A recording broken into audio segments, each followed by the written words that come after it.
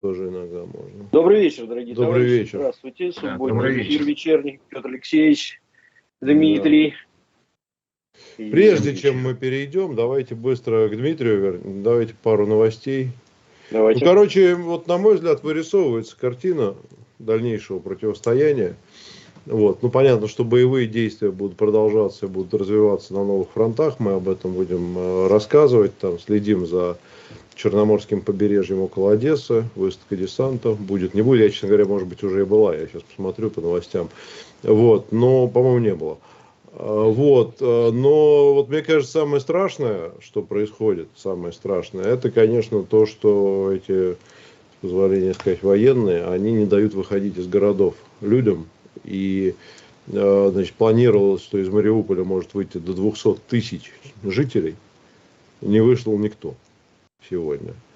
Вот. Несмотря об этом уже и Путин сделал заявление, и все об этом рассказали. Причем договоренности об этом были достигнуты с центральной киевской властью, но они выпускают их, соответственно, там Азов и прочие вот эти вот красавцы.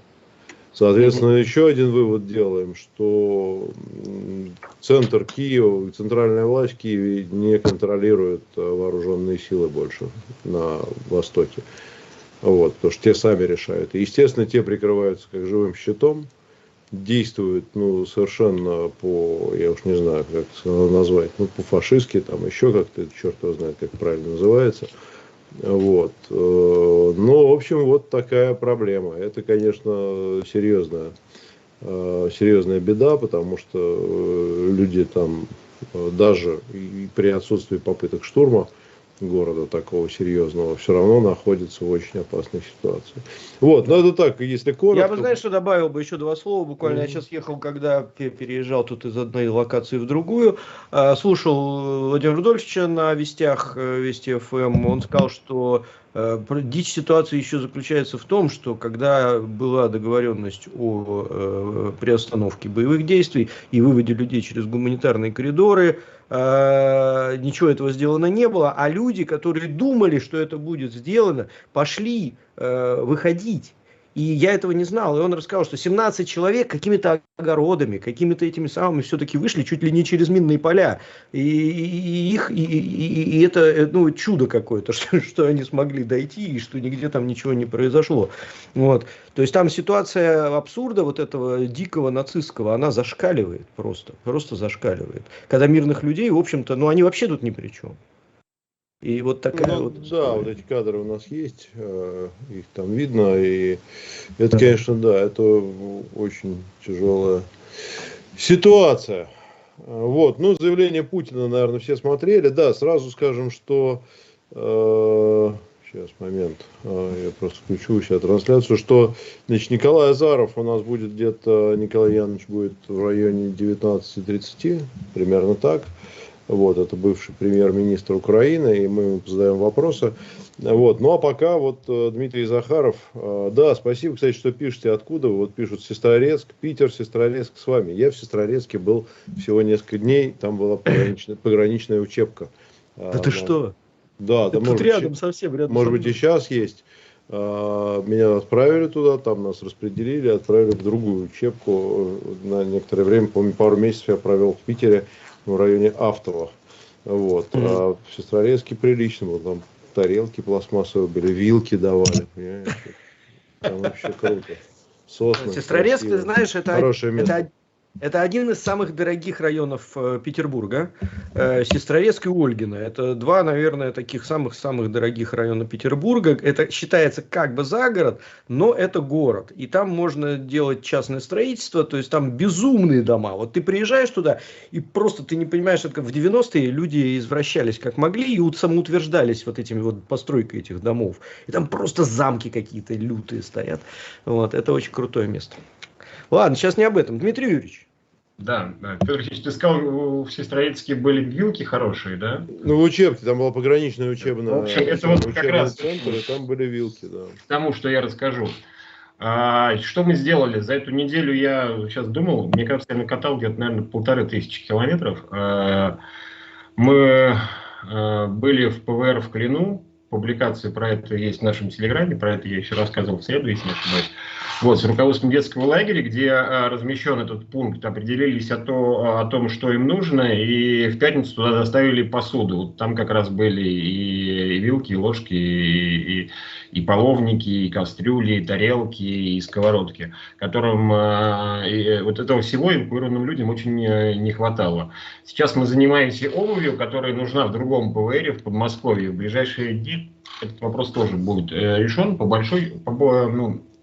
в целом в ПВРах в Подмосковье все необходимое есть. Люди там обеспечены всем, что им нужно. Вот. Кроме этого, к нам еще обращаются коммерческие компании, которые хотят оказать помощь людям на Украине. Это не только эвакуированные и приехавшие к нам люди, но и те, которые остались на местах. И мы вместе с нашими друзьями и коллегами из ветеранской организации «Боевое братство» помогаем это сделать. «Боевое братство» сейчас участвует в направлении гуманитарных конвоев, которые поступают в города Украины, к примеру, в Мелитополь. Также наши друзья сейчас находятся на местах. Вот мы их ожидаем возвращения их с командировки в эти выходные. И ждем расширения нашего сотрудничества. К нам, кстати, обратился один человек из Севастополя. Он производит там бутилированную воду, и вот как раз предлагал свою помощь, чтобы эту воду передать тем, кому она нужна. Вот. Еще к нам на этой неделе к нам в храм приходили участники, знаете, такой организации, оказывается, есть винное сообщество Москвы. Я первый раз про него услышал. Вот. Мы пришли, познакомились, они спросили, что необходимо, и за несколько дней у себя там организовали сбор и собрали у нас на складе в Брюсове большой гуманитарный груз, который вот в ближайшее время также мы отправим нуждающимся. Благотворительные организации Москвы, многие, я думаю, что почти все включились и во всю эту повестку собирают и отправляют грузы, например, в Ростовскую область. Вот, например, сейчас этим занимаются наши коллеги из Дома друзей. Они уже отправили одну машину, вторую они отправляют в начале следующей недели. Там направляется гигиена, памперсы, химия, бытовые лекарства.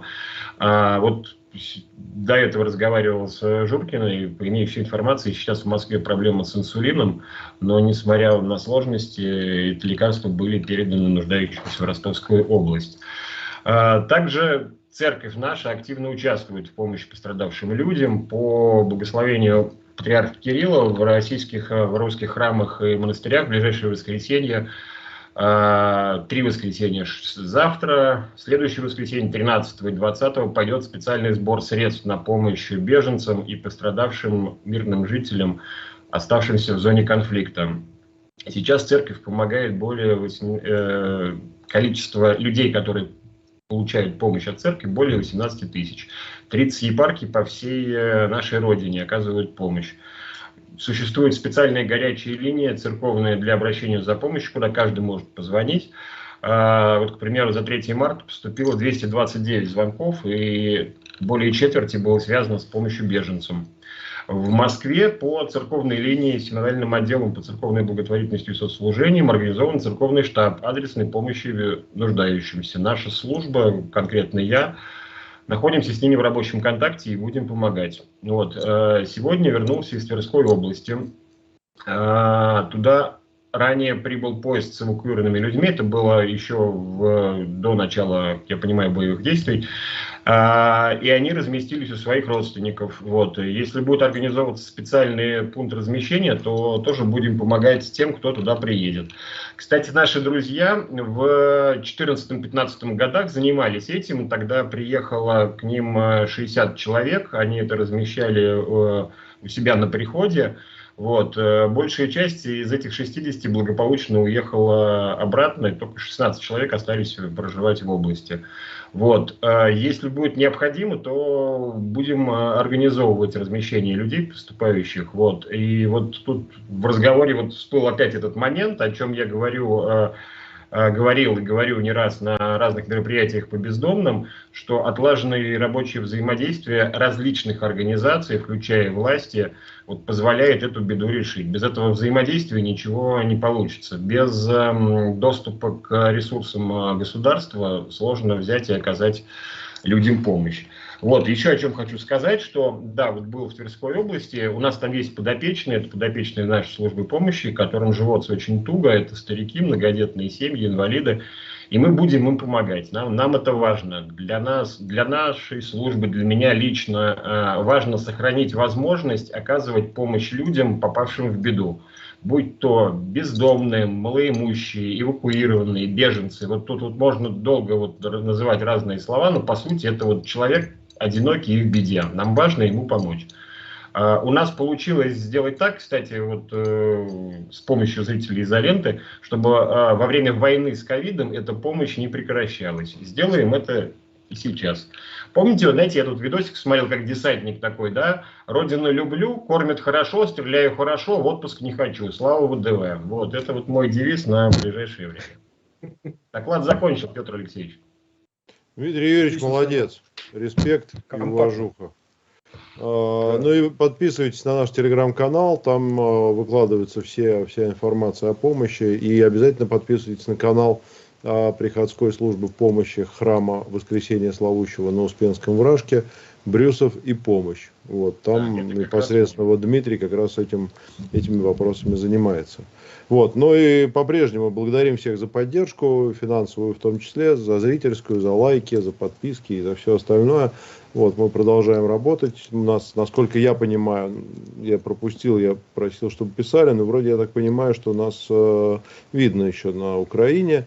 Вот, видно, естественно, и в Европе, так что продолжаем работать и рассказывать, делиться, обсуждать, звать гостей, выслушивать мнения и прочее, прочее, прочее. Я считаю, что это очень важно в такие дни, как сейчас.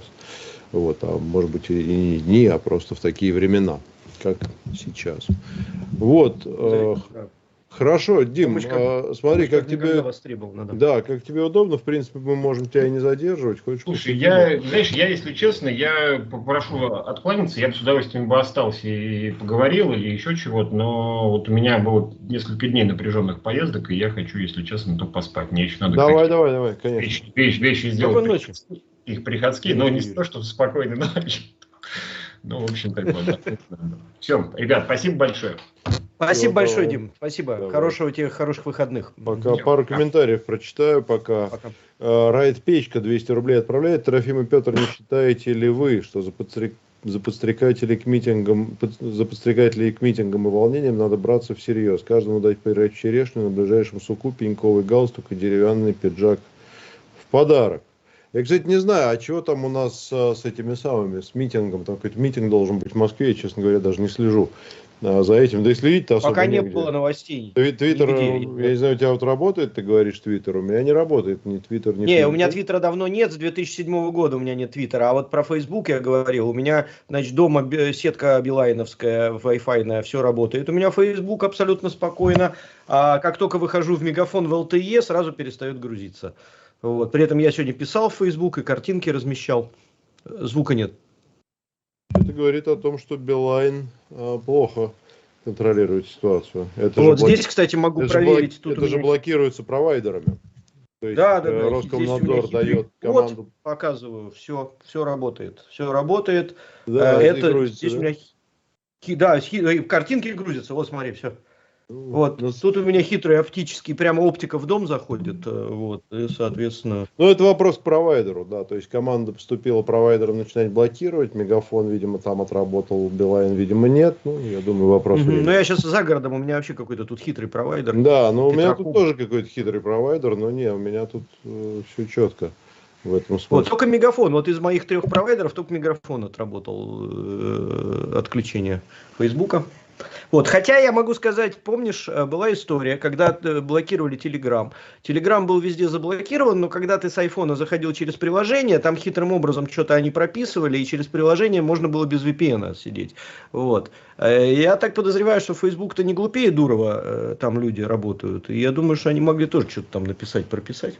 Ну да, к тому же их там какой-то вице-президент или кто-то там главный сказал, что они будут пытаться найти обходные пути. По поводу митингов, да, конечно, но я и не сомневаюсь, что будут наказывать, ведь сейчас все будет жестко. И, конечно, ну, я не знаю, все, наверное, видели выступление президента. Он сказал, что никаких законов военного времени там сейчас не будет, военного положения и так далее, но дело в том, что все равно надо понимать, что ситуация это непростая, поэтому жесткие будут наказания применяться.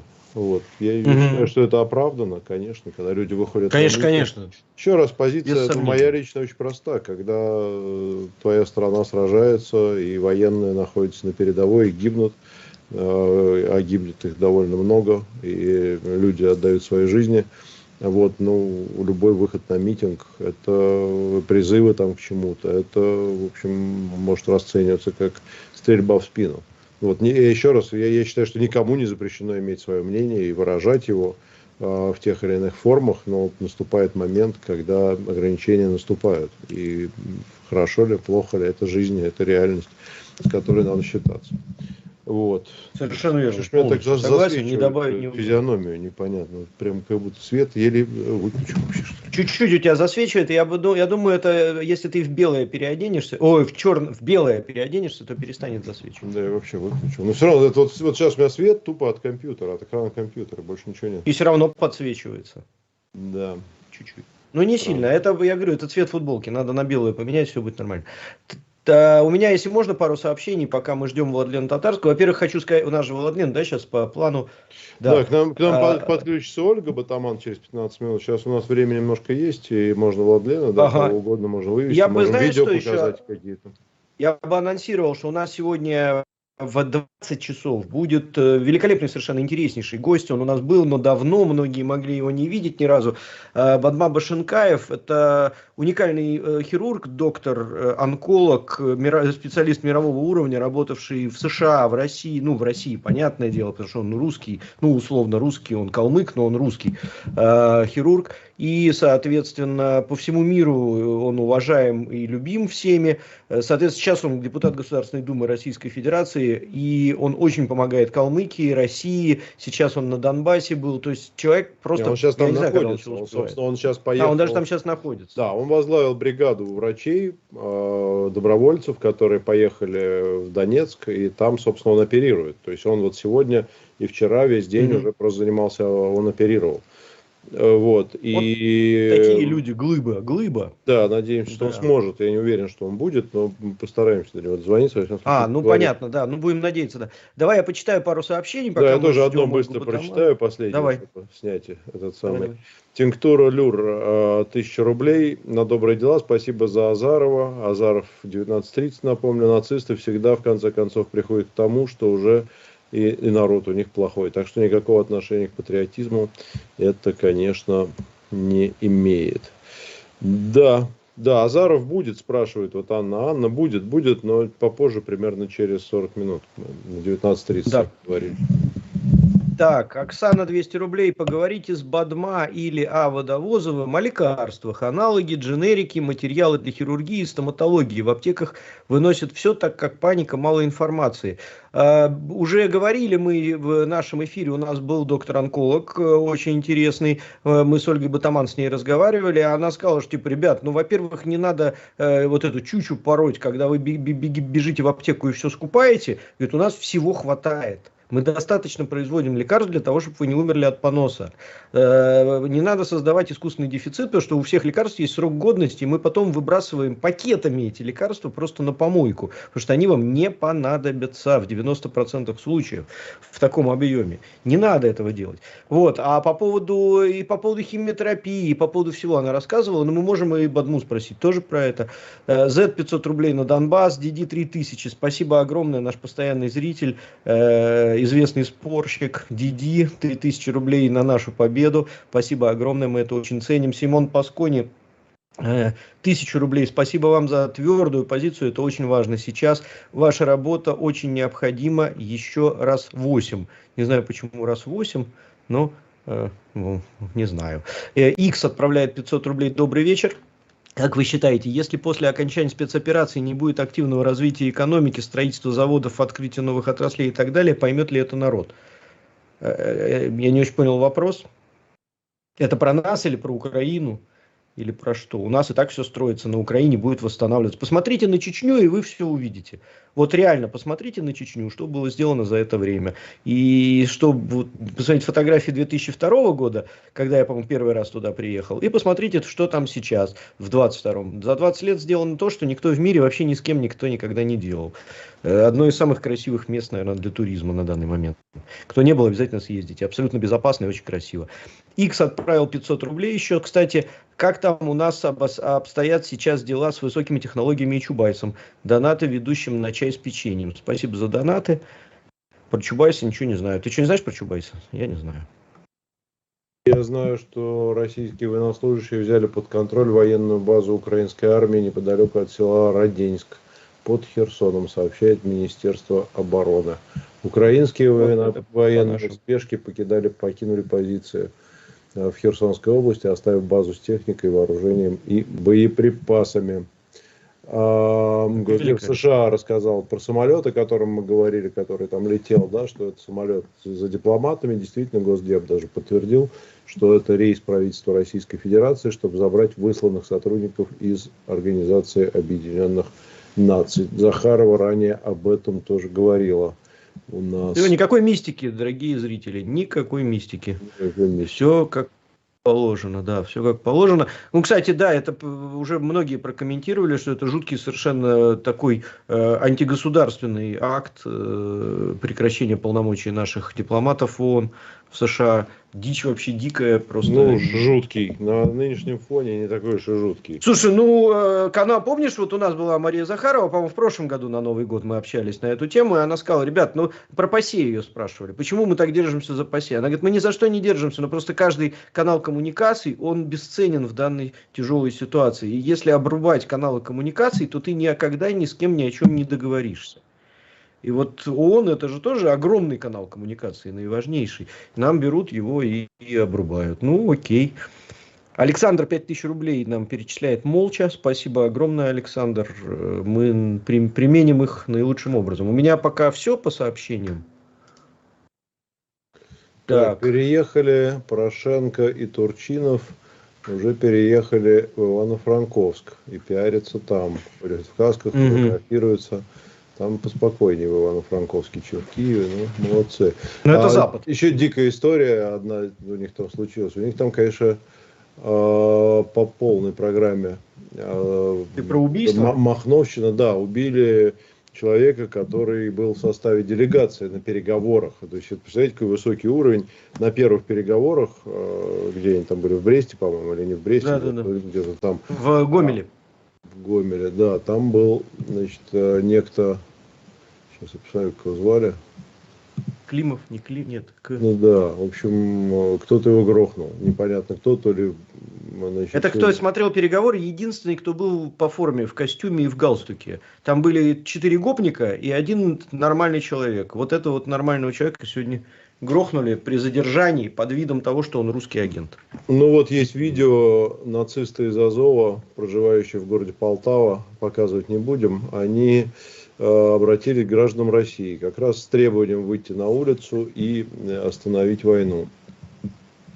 Вот как раз. Нацисты обратились к гражданам России. Это звучит, конечно, ух. Вот. Так, а граждане России прям такие побежали сразу на улицу, потому что нацисты попросили. Ой, да куда катится мир, вообще непонятно. Так. Вот, и, конечно, дикие совершенно эти кадры, когда они там устраивают правосудие а-ля Талибан, ловят, значит, мародеров и привязывают их к столбам, бьют по голой жопе ремнем. Ну, тоже все это видели, показывают, чтобы нас не забанили, тоже, наверное, не стоит. Я сейчас смотрю на эти кадры, но это просто... Не знаю, какой-то каменный век. Но это, конечно, у них так популярная эта история еще с Майдана. Вот, любят они поглумиться над людьми. Это, конечно, есть. Ну, понятно, что это не украинский народ, ни в коем случае. Это те отморозки, которым раздали оружие. Но мы, кстати, спросим у Азарова, что он думает по поводу раздачи оружия. Я думаю, однозначно, конечно, что он думает.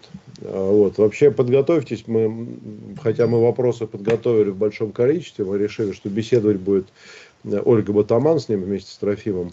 Вот. Но если будет у вас желание задать платный вопрос, лучше это делать в процессе интервью. Мы за этим последим тоже. Ваш вопрос тоже постараемся задать.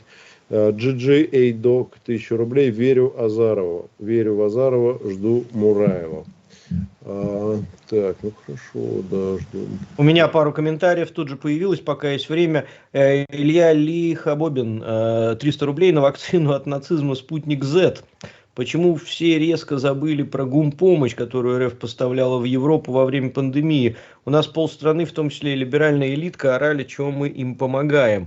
Ну, мы вообще так устроены, что мы помогаем. Виталий, 500 рублей на изоленту. Спасибо большое, Виталий. Так, едем дальше. Отправил фоточку сейчас, если можно ее вывести на экран, просто посмотреть, как это выглядит. Как вооруженные силы Украины не дают эвакуировать людей. То есть, ну, я не знаю, что-то... А вот интересно, а на картинке здесь я вообще... А, нет, все, сейчас потемнел на какой-то момент я.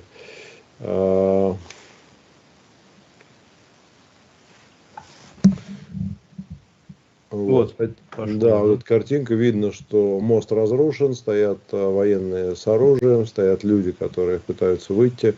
Мост взорвали сами вооруженные силы Украины, это под Киевом, населенный пункт Ирпень.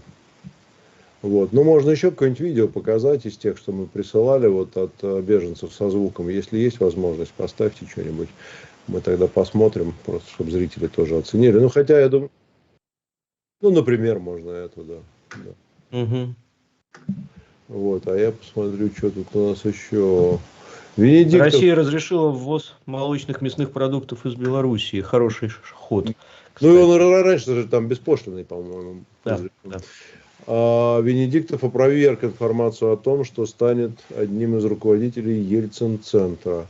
Опровергаю. Не было ни предложения, ни мыслей на этот счет. А другого выбора не было. Когда крыша упала на пол, выбора было мало. И открой, где вот эта сумка, где ноутбук. Соседи узнали. Ну, все поузнавали, кто смог, те повыезжали. Кому было куда ехать. Кому некуда ехать, где-то мы остались. Ничего нету. Люди сидят в подвалах? Да. А азовцы, вот это СУ, они на улице там где-то занимают дома? Это мы ж не выходили. 11 дней в подвале, никто ничего не знает. Ходят они, не ходят. Вы сегодня приезжали, видели? Они как вас пытались остановить? Нет. Вот они пытались только стрелять. Кто-то сидит, может, где-то видит. А так я врать не буду, я не знаю. Много таких, как вы? Много. А пытается выйти сейчас? Тоже много. Только все пытаются туда ехать, у кого-то есть родственники. Если мы знаем, что у нас тут есть родственники, мы сюда. Ну вот вместе с вами еще кто-то выезжал?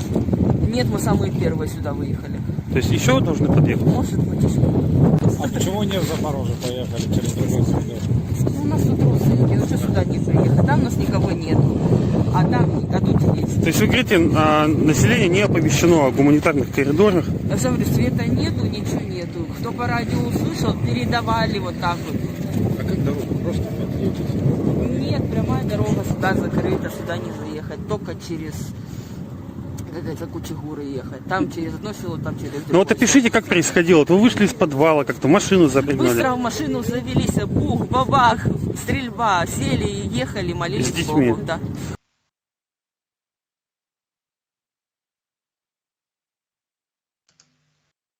Да, все, видео кончилось. Борис Малакаев сообщает, что у нас ссылка на телеграм Владлена Татарского с ошибкой, просит поправить. Попросим режиссеров поправят. Да. Спасибо большое, Дим, спасибо. Так, у нас, кстати, к нам присоединилось уже 8 тысяч почти с половиной человек для вечернего эфира. Это хорошая цифра. Подписывайтесь на изоленту, кто не подписан. Да, по поводу Азарова еще лайки раз присоединяется, много людей присоединилось. Азаров будет в 19:30 по графику. Ну, если ничего не случится, конечно. Да. Так. В кромешной темноте Владлен Татарский. Второй приход сегодня. Давайте Нам. выводим Владлена. Живой, здоровый, слава богу, уже хорошая новость. Я тебя сейчас верну. Так. Ну телефон не надо. Все, ребят, видно меня чуть-чуть? Да, Видно, отлично. да, разверни телефон, если возможно. Да, Пожалуйста. нормально, нормально. Ну или так, нормально тоже. Возможно, сейчас, подождите, сейчас все сделаю. Ага. Сейчас я все Это- сделаю. Я все время забываю это сделать. Да, нормально. А.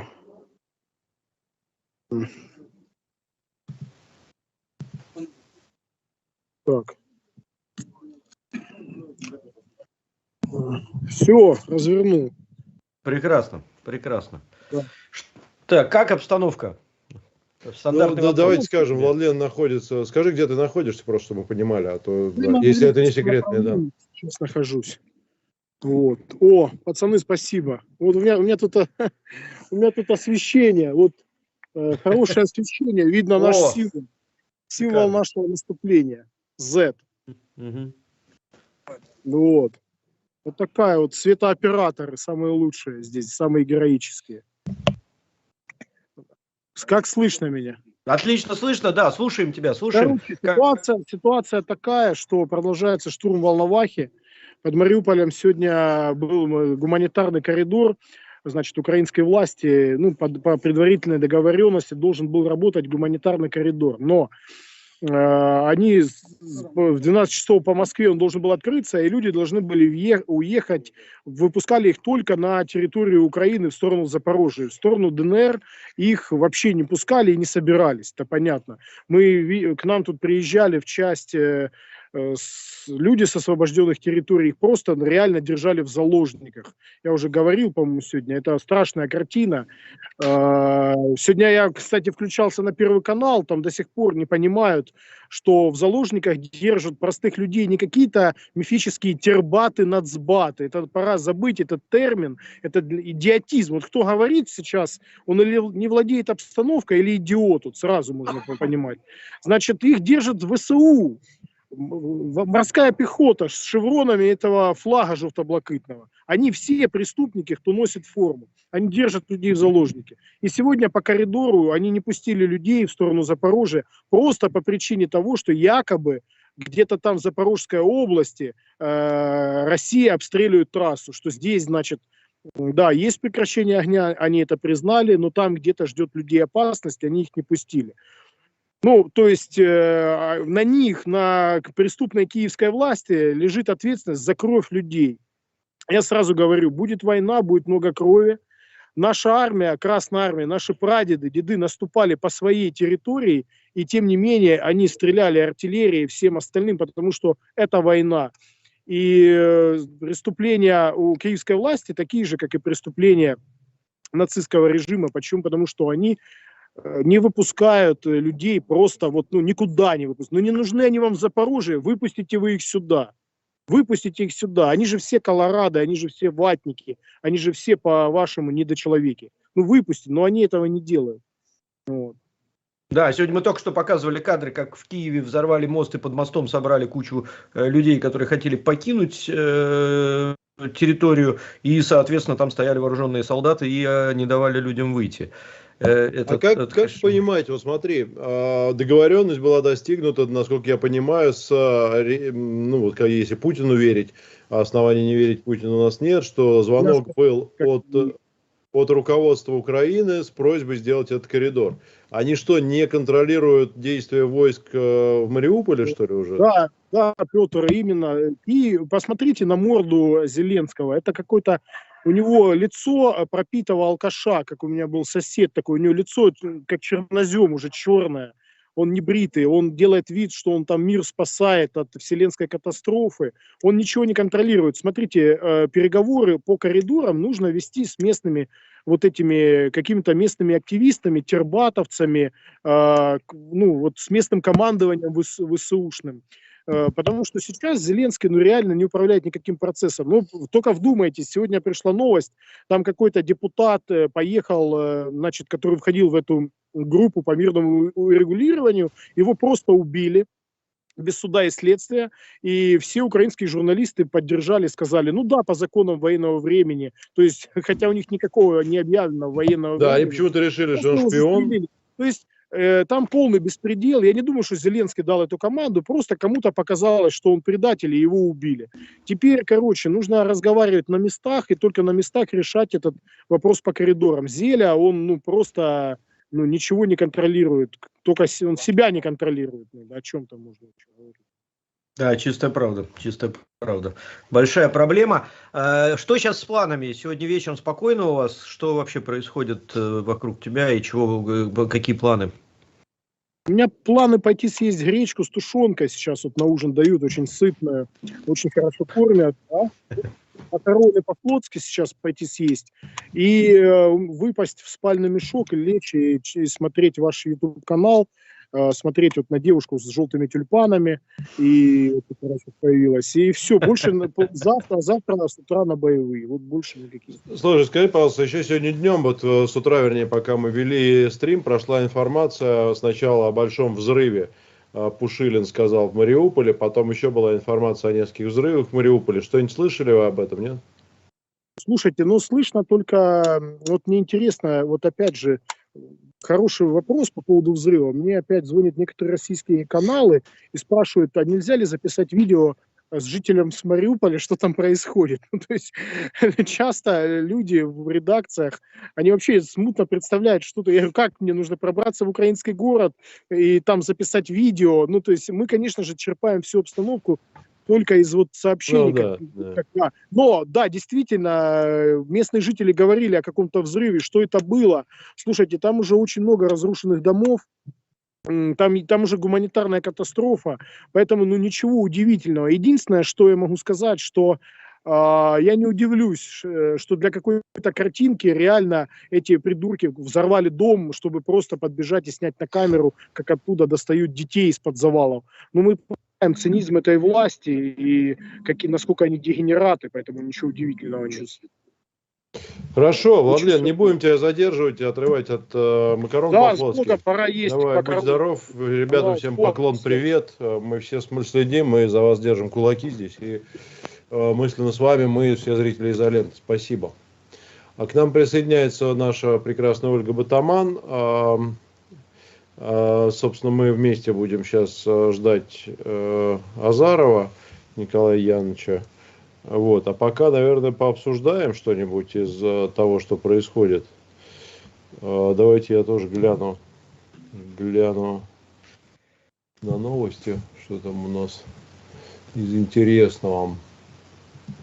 Третий раунд переговоров 7 марта. Делегации, да, может состояться 7 марта, сообщают украинские СМИ со ссылкой на Зеленского, на офис президента Украины. Тоже вот эта странная история, они ощущение такое, что реально тянут время, потому что сегодня всего лишь 5 марта. Завтра 6, почему 7, чего сейчас не поговорить. Тем более... Выходные же. Потом они будут еще 2 дня ехать, а потом еще день отсыпаться. Тем более, что мы понимаем, что ситуация гуманитарная становится все хуже и хуже. Люди не могут выйти из городов, договоренности не работают. Интересно, как сегодня освещали иностранные СМИ. Я сегодня, уведомления продолжают падать мне от BBC глобального там, на телефон и так далее. Так вот, например, как только российская сторона заявила о том, что с 10 утра будет прекращение огня для того, чтобы гуманитарный коридор был организован для жителей, где-то через час посыпались сообщения. Российские войска, BBC на международном уровне, значит, российские войска нарушают перемирие и обстреливают прямо гуманитарные коридоры с тяжелых орудий, чтобы жители не могли выйти из Мариуполя. Вот прямо так. Это то есть они просто берут и на 180 градусов переворачивают. Сообщают, и там где-то внизу мелкий, конечно, естественно, большой заголовок вот такой, и там, как сообщают, там украинские кто-то. Вот. Слушайте, это, конечно, бред полный. Еще раз, у нас первое лицо страны, президент сказал, как оно все было, что обратились украинское руководство, вышло на руководство вооруженных сил. Вот, Ростислав ждет. Ростислав ждет. Давайте Ростислава. Ростислав, это корреспондент РИА Новости, тоже там на месте. Сейчас мы посмотрим, что он нам расскажет. Ну, то есть, это к тому, что чему верить, чему не верить, идет просто оголтелая пропаганда. Ну, какой смысл, ну, просто даже с точки зрения логики, российским войскам обстреливать гуманитарный коридор, чтобы не давать людям выйти? Чем они объясняют? Они объясняют одним. Русские кровожадные люди, они хотят убить как можно больше людей, и это их единственная цель. Да, вот Ростислава видим, сейчас мы его выведем. Да, Ростислав, добрый день, вы нас видите, слышите? Здравствуйте. Да, Здравствуйте, вижу. Ростислав. Здравствуйте, только что переехал, буквально вот в Донецк вернулся, вот 2 минуты назад. Ездили Да, слушаю. под Мариуполь ездили. Туда уже за вот бывшую линию, как можно ближе подошли, насколько это возможно. Вот. И, ну, могу рассказать, что там было. Да, конечно. давайте, да, мы слушаем. Конечно, конечно. Ну, в общем, если вкратце, ситуация такая. Беженцы не пошли. Вот, там им давали выход на Запорожье, я так понимаю. Но есть еще один выход, такой неофициальный, да, это трасса Мариуполь-Новоазовск. Единичные машины прорываются с боями, женщинами, с детьми, единичные машины окольными путями, говорит, по ним стреляют. У них нету в Мариуполе, со слов вот, беженцев, ни воды, ни еды, ни электричества, ничего нету. То есть они все в подвалах сидят. Мы забирались на пригорок, Мариуполь там где-то в 10-15 километрах, и очень хорошо видно, он весь в черном дыму. И стоит прям грохот и канонада, и артиллерийские снаряды. И через нас летали, то есть они еще умудряются из Мариуполя бомбить там, Широкино и другие освобожденные села, вот, по которым мы двигались. Как раз это вот вдоль вот Азовского побережья мы шли по этим селам, где были как раз вот базы нацистов. Там стояли вот эти запрещенные правый сектор, другие подразделения. Очень много всего интересного нашли. Нашли практически в каждом доме там какие-то подпольные такие кустарные цеха по производству самодельных взрывных устройств, бомбочек, которые можно скидывать с дронов. Они начинены шрапнелью, просто устал, извините. Маскируют это еще бомбы под игрушки. То есть, все это зафотографировали, все сняли, посмотрели. Нарколабораторию нашли. Что-то, какой-то синтетический наркотик они варили, видать, чтобы боевой дух себе поднимать.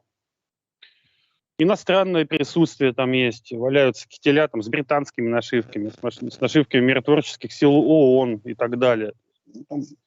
И все исписано свастиками СС, свастики СС. Ну, там полный кошмар, конечно.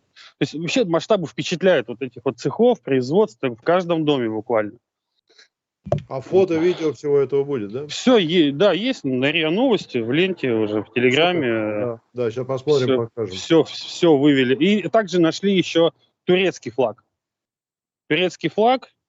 И со слов местных, опять же, говорят, что да, было какие-то люди, которые не говорили по-украински. А в чем смысл, я не знаю, может быть, у вас нет ответа на этот вопрос, вот хранить флаги? Просто скучно им там, и это как-то поднимает дух или чего? Зачем? Родину вспоминать? Ну как флаги у всех. Вот у нас флаги наши висят. Не знаю, как. Ну просто обычные люди в обычной жизни, они у себя дома там флаги не хранят. Ну такой патриотизм, не знаю, у меня полный карман этих сейчас флагов правого сектора. Все валяется. Вот так. Турецкий флаг, документы. Ну они все в спешке побросали. Огромное количество боеприпасов, оружия лежит. Я не знаю, там можно обеспечить, там еще там, не знаю, на неделю-две боя там, точно бы хватило, если не больше.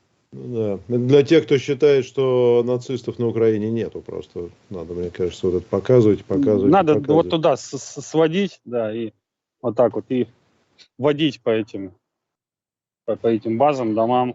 А это только маленькая часть того, что сейчас приоткрывается, я подозреваю. Да, отбили несколько населенных пунктов, идем. А что будет найдено в том же Мариуполе, ну, то есть, ну, одному богу известно. Там ситуация катастрофическая. Все, мир должен увидеть это. И я подозреваю, что затягивание войны и вот такое упорное сопротивление, абсолютно бессмысленное, кровавое сопротивление, оно призвано все-таки с их стороны, с украинской, наверное, может быть, скрыть следы преступления, вот этих вот преступлений за последние 8 лет, свидетельство нацизма, оголтелого нацизма, настоящего нацизма, который мы видели в последний раз во время Великой Отечественной войны по масштабу, чтобы мир не увидел этого. Мне кажется, потому что там по самые, как правильно выразиться, без матершинных слов, просто, под впечатлениями, там же везде западные уши торчат. Там огромное количество свидетельств западного присутствия. Это, собственно, и не секрет Полишинеля, что работали инструктора западные. Нам показывали дом, например, где жили чернокожие инструктора. Вот. Единственное, что он только он заминирован, как бы сейчас там. Ходить нужно аккуратно, и мы еще сходим туда, вот, когда придут саперы, потому что там все усеяно минами, везде растяжки, и там шаг влево, шаг вправо, как говорится. Вот. Ростислав, да, извините, мы вас, наверное, не будем сильно держать, вы... Да нет, хорошо, я... Нормально. Слушайте, а вот мы каждый день так ездим. Да, по выходу жителей есть какая-то информация, почему этого не произошло, почему их не пустили, может быть, там какая-то ясность была? Обстрелы идут. Угу. То есть они не упускают. То есть не то, что они там прям перекрыли, как-то вот удерживают, просто огнем перекрыта дорога. В буквальном смысле. То есть, я так понимаю, BBC сообщила сразу же, что это Россия обстреливает специально, чтобы побольше людей убить. BBC бы неплохо было бы подойти там и послушать самим к Мариуполю. Они не сами, они ссылаются на украинские и убедиться своими ушами, откуда, значит, где прилеты, где выходы. Все это просто видно, слышно. Потому что сейчас прорываются машины, я уже говорил, и люди в таком шоковом состоянии. Женщины в оцепенении, дети испуганы. Вот такое вот. Будем как бы ожидать. Непонятно, что там с Волновахой сейчас происходит. У меня коллеги сейчас должны вернуться, тоже расскажут. Вот они сейчас как раз туда ездили. Там тоже не все хорошо. Просто, по сути, нацисты взяли в заложники весь город. Сколько там в Мариуполе? Десятков тысяч человек, 100, 200 тысяч, огромный город. 200 называлась цифра. Вот представьте себе 200 тысяч заложников, натурально. Город нашпигован оружием, там, не знаю, там, наверное, 1000 тонн взрывчатки, потому что этот город окапывался, бетонировался для обороны все последние 8 лет. Все 8 лет планомерно, причем по западным стандартам. Там все очень хорошо с точки зрения фортификации сделано, идеально. Поэтому такие сложности и плюс, конечно, заложники. И я считаю, что Запад как-то попытается сейчас на нас это все, естественно, свалить. Конечно, это все. И единственный, как бы у них сейчас такой выход, да, это просто устроить такую одну из самых кровавейших провокаций в истории современности. Собственно, она и происходит на наших глазах. Мы пока плохо понимаем, что там внутри. Потому что там люди без связи, без всего. И, кстати, люди-то говорят, что... Все говорят, кого мы опрашивали, те единицы, которые выбрались, они говорят, что они не знают ни о каком гуманитарном коридоре. Они сидят в подвалах, их никто не уведомляет. То есть то, чем должны заниматься местные власти, и то, что пообещало, там, из офиса Зеленского, по-моему, да, обещали, что все будет организовано.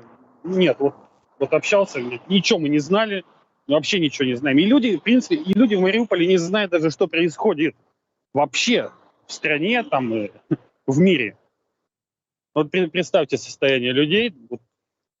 У вас ничего нет, вы не можете нигде получить информацию. В городе Правосеки все стрельба, пальба, ну, и бесчинство. Ни воды, ни еды, ничего. Вот Да. так. То есть Ужасная обстановка. нам еще предстоит, да, к сожалению, все это увидеть и засвидетельствовать то, что там произошло. Конечно, мир узнает правду. Ничего не скрыть, но все это напоминает, вот эти лаборатории, цеха, которые я видел, все это напоминает террористически запрещенный ИГИЛ. Вот это вот ровно то же самое, прямо вот один в один. И по тактике, и по технике, и по всему. Вот один в один. И даже может быть еще и хуже гораздо. Потому что вот мы были сейчас с специалистами военными, которые как раз участвовали вот в сирийской кампании. То есть они даже шокированы. Они даже признаются, что ни в какое даже сравнение. Гораздо все жестче, циничнее и кровавее. То, чем занимается правый сектор. Ну, вот сейчас сообщение пришло от Министерства обороны, что в связи с нежеланием Украины воздействовать на националистов и продлевать режим тишины, наступательные действия с 18:00 возобновлены. Ну, собственно, да. Ну, собственно, они там с их стороны не прекращались сегодня весь день. Ну, о том и речь, да, что наши тоже возобновляют. Да, спасибо, Ростислав, спасибо большое, вы себя берегите, там отдохните, потому что завтра опять работать, будем следить за вашими репортажами. Еще раз напомню, Ростислав Журавлев, журналист РИА Новости, давайте, удачи вам и всем привет. Спасибо. Ладно, спасибо. Спасибо огромное. Спасибо. До свидания. До свидания. Да, Слушайте, молодцы, ребята, жесть, конечно, и мне кажется, что вот у меня только один вопрос. Никто, в принципе, изначально не собирался соблюдать вот эти те договоренности, которые были достигнуты о гуманитарных коридорах, или действующая власть не имеет уже никакого контроля? Вот у меня вот один вопрос в этой связи. Ну, мне кажется, тут и то, и другое. Скорее возможно. всего, они не имеют контроля, и они понимают, что достигнув таких договоренностей, они как бы там, ну, получится, нет, и слава богу, затянем время, свалим все на Россию, потому что они тут же, через час, дали BBC и всему миру комментарий, что, ага, Россия обстреливает эту дорогу, и, собственно, поэтому никто не может выйти. Мне кажется, воспользовались этим вот этим... Оля, у тебя микрофон не может здесь вот тереться обо что-то? Нет? Что-то потрескивает у кого-то из нас? Нет? Это не у... Ольга переподключится. Так, меня просят переподключиться, давайте. Со звуком немножко не очень. Да. Контакт плохой у микрофона, у меня есть такое ощущение. Может, его куда-то там надо потыкать надо, да, там. Тыкать, да. Вот. Мужчины это умеют.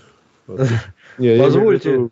Я имею в виду штекером. Это правда, это наша особенность. Мы умеем штекеры тыкать. Так, ребят, получше стало, нет? Послушайте, пожалуйста. Да, вроде бы нормально. Да, хорошо. Молодец.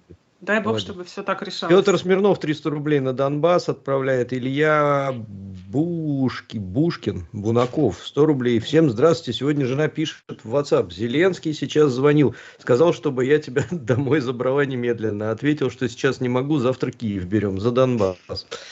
Шутки такие вот идут у нас с Украины. Победаш Дмитрий, 1000 рублей. У меня такой вопрос. Вот был канал, какой не писать не буду, литературный, грамотный, образованный ведущий, отлично разбирается в литературе, любо-дорого послушать, и вдруг ударяется в политику. Зачем? Не знаю. Понятия не имею. Сейчас все, наверное, ударяются в политику, это модно, и всем кажется, что это добавит им, не знаю, подписчиков, славы, денег. Я не знаю, что это, как это. Вот я видео скинул сейчас, может быть, поставим обстановку в Мариуполе из супермаркета. Нет, что-то все равно где-то потрескивает. Да, есть чуть-чуть фонит, где-то коротит, что-то страшного. Ну, хрен с ним, да, действительно. Там люди грабят супермаркет. В Мариуполе тоже, в общем, внутри начинается хаос. Жесть, конечно. Так, еще сообщение приходит от Министерства обороны. По коридорам безопасности из Мариуполя и Волновахи не смог выйти ни один местный житель, ни один, 0. Не работают эти коридоры. Насколько я понимаю, практически ни один. Кто-то прорывается такими отдельными семьями небольшими. Блогер Кадыров предложил Зеленскому передать власть Януковичу и уповать на судьбу. Обращаюсь не как к президенту, таковым для Украины по закону остается Виктор Янукович. Вот ему, легитимному президенту, передайте власть. Вы видите кадры из крупного торгового центра в Мариуполе, люди грабят магазины. Обращаюсь не как к президенту, даже шансы отчасти купить вину останутся. Кроме того, он отметил, что Зеленский сбежал с Украины, да так, что его сверкающие пятки заметить никто не успел. Владимир, вернитесь. Куда делась вся прыть, пылкие речи, я-то изначально ждал, что сбежите, ну и так далее. Ладно, не будем зачитывать Рамзана Ахматовича.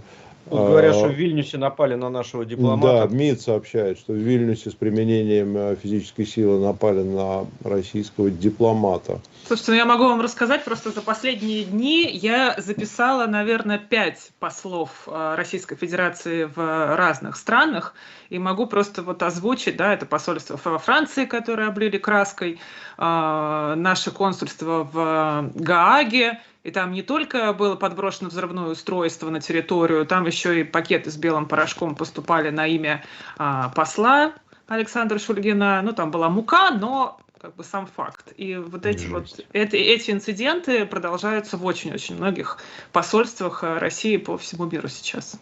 Да. Кстати, у меня почему-то сразу, знаешь, что всплыло? Ну, я постарше, чуток, Петр точно помнит. Помните, были рассылки тоже от имени русских этих пакетов, конвертов со спорами сибирской язвы?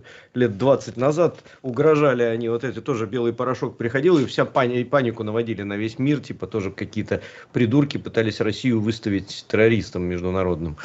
Вот, ужасная была история. Что сейчас они там скажут, что в этих конвертах с белым порошком, я даже боюсь представить. Давайте прочитаю результаты. Брифинг прошел Министерство обороны, собственно, еще один. Короткое, самое главное. Группировка войск ЛНР продолжила наступательные действия и овладела пунктами Голикова, Невская и Екатериновка. Подразделения вооруженных сил ДНР взяли под контроль населенные пункты Зачатовка, Хлебодаровка, Новотатаровка, Затишье и Мирная.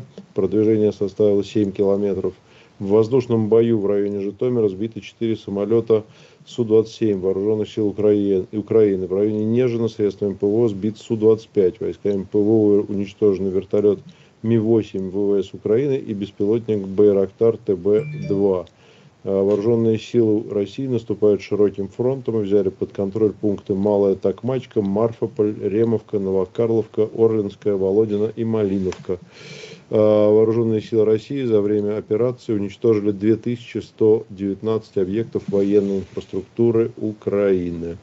Вот, собственно, брифинг. Брифинг Министерства обороны. Ну, ставить, наверное, не будем. Смысла особого. Ну и так понятно, да, более-менее, что работа идет. Да. Все более-менее прилично. Елена, 500 рублей на благотворительность. Спасибо вам большое. И Победаш я уже читал. Дмитрий, да, 1000 рублей еще раз. Вот у нас гость присоединяется к нам. Да. Вот у нас Николай Янович присоединяется. Да, Николай Янович, добрый вечер. Добрый вечер. С вашего позволения удалюсь, передам.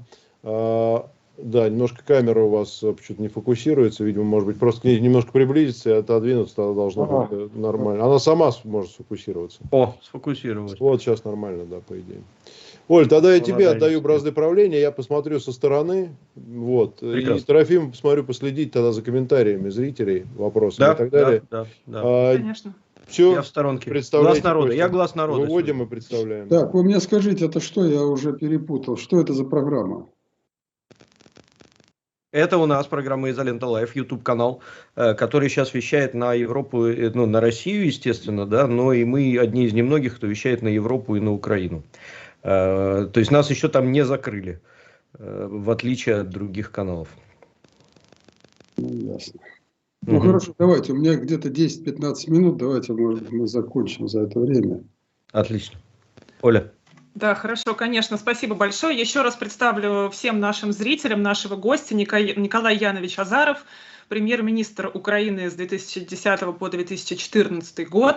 И спасибо вам еще раз огромное за то, что нашли время со всеми нашими зрителями поговорить. Скажите, пожалуйста, как бы вы оценили на данный момент обстановку на Украине, насколько затяжным может стать этот конфликт, на ваш взгляд? Обстановка, конечно, критическая и такая, что вызывает очень большую тревогу, особенно за, скажем, гражданское население, которое не обеспечивается местными властями никакими ни коридорами, никакими мерами поддержки. Я вот сколько имею информации со всех этих, так сказать, населенных пунктов, местная власть, ну, я говорю уже центральная просто бросила, я абсолютно безразлична. А местная власть не занимается элементарным. Ну, так сказать, что такое элементарно? Это обеспечение, прежде всего, безопасности. Безопасности. А для этого она должна вести переговоры и с той стороной, и с этой стороной. Обеспечивать выход людей, детей, поселение в безопасном месте. Ну, это же всегда делается. Не может же такого быть, чтобы люди были, как говорится, жертвами обстрелов, так и так далее. То есть вот здесь меня больше всего возмущает, конечно, местная власть на местах. Она же должна обеспечивать прежде всего медицинское обслуживание. Ну что ты толкаешь людей в подвал, в котором ничего нет в этом подвале? То есть ты уж готов, раз они же болтали, что они воюют 8 лет. Ну раз воюете 8 лет, так ну, должны же были подготовить какие-то места эвакуации, места, так сказать, безопасного нахождения и так далее. Вот это вот меня больше всего волнует, конечно, это тревожно. Но второе тревожное то, что, так сказать, эксперименты проводятся возле атомных станций. Вот тут уж надо, так сказать, нравится тебе, не нравится там какие-то части, которые стоят или там находятся рядом, но надо договариваться. Нельзя же допускать то, что допустили на Запорожье. Вот эти вот негодяи обстреляли, значит, центр по подготовке кадров на Запорожской атомной. Это сверхкатегорийные объекты. Они всегда охранялись по высшей категории. Конечно, они построены достаточно безопасно, там, значит, проектировщики еще советские выстраивали систему безопасности в случае военных действий. Все там, я не хочу нагнетать эту ситуацию. Вот. Но и вместе с тем хочу обратить внимание, что те, кто за это дело несут прямую ответственность, я не говорю про центральную власть, там вообще не с кем разговаривать и не о чем разговаривать. Но местные власти должны же об этом подумать. Вот такие моменты. Ну, конечно, слушайте, значит, то, что сейчас происходит, это, конечно, результат государственного переворота 2014 года и проведения вот той политики, которая проводилась под прямым, значит, руководством Соединенных Штатов Америки. Это американцы, главные, скажем, кураторы, главные проводники этой политики. Сейчас они аккуратно ушли в сторону, соскочили, там, что вот мы не отвечаем ни за что. Этот, как его, Зеленский даже звонил Байдену, советовался, но это сам Байден проговорился. У него же иногда в силу возраста, так сказать, начинается с словоохотливости, и он начинает выдавать то, что на другой бы на его месте промолчал. Он рассказал о том, что вот Зеленский ко мне обращался, стоит ли ему эвакуироваться из Киева или не стоит. Вот можно о таких вещах говорить во время конфликта. Это, я думаю, что, ну, может, кто-то не понимает, но мне кажется диким это, что Байден рассказывает содержание разговора на своей пресс-конференции. И он ему, как мудрый дедушка, сказал, ну, я оставляю это решение за вами. Вот видите как? Вот во всем я вами руковожу, а вот стоит ли покидать, значит, Киев или не стоит, это я, так сказать, отношу на ваше решение. Но, с другой стороны, это очень характерный эпизод. Очень характерный, показывающий степень, скажем так, суверенитета Украины, степень взаимоотношений. Да, мне очень печально. Я хоть и улыбаюсь иногда, но мне, так сказать, далеко не смешно на самом деле. Потому что во время такого конфликта иметь такую абсолютно неспособную власть, ну, это беда для народа прежде всего. Если можно, я задам вопрос. Наш зритель задает вам, Николай Янович, в каких границах вы считаете будет новая Украина, и будет ли это по-прежнему унитарное, а может федеративное или даже конфедеративное государство? Дорогие друзья, но сейчас не время так обсуждать такие вопросы. Абсолютно не время. Сейчас, еще раз подчеркиваю, главная задача – это безопасность и жизнь наших людей. Вот это самая задача. И подчеркиваю еще раз, что центральные власти, там вот, скажем, пропали инсулины там всякие. То у нас в Киеве завод, производящий инсулины. Как они могут пропасть? Мы инсулин можем экспортировать вот в таких объемах, в которых мы его производили. Как инсулин может пропасть? Но если он пропал, если центральная власть не занимается, так кто-то же должен, там есть районная там какая-то власть. Есть патриоты, которых там до черта развелось. Ну пусть они там сами берут на себя эту инициативу, договариваются о поставках. Конечно, я представляю себе проблему инсулинозависимых людей, если вдруг в аптеке пропал этот инсулин, его нет, ну и так далее. Так я один маленький пример привел. А таких примеров можно приводить тысячи. И вот этот Клычко там мэр, да, ну это, конечно, недоразумение, а не мэр, но это понятно. Но хоть киевляне, может, поумнеют, посмотрят тут на этого, так сказать, ну я не хочу там как-то грубые слова употреблять, ну голова-то у него точно отбитая. Получить там 250 ударов по голове, значит, каждый там силой полтонны или тонна. Я вообще не представляю, что там в той голове делается. Но вот сейчас как раз создался такой момент, когда человек нужен с головой, прежде всего. Оля. Да, Николай Янович, мы видим, что вот сегодняшний день показал, что достижения второго раунда переговоров практически не работают. Гуманитарные коридоры, о которых договорились, практически не осуществляются на практике. Какой вы видите перспективу следующего раунда переговоров, вот особенно в свете недавних событий? Да никакой я перспективы от этих переговоров не вижу. Прежде всего потому, что сам Зеленский, первое, не самостоятельный.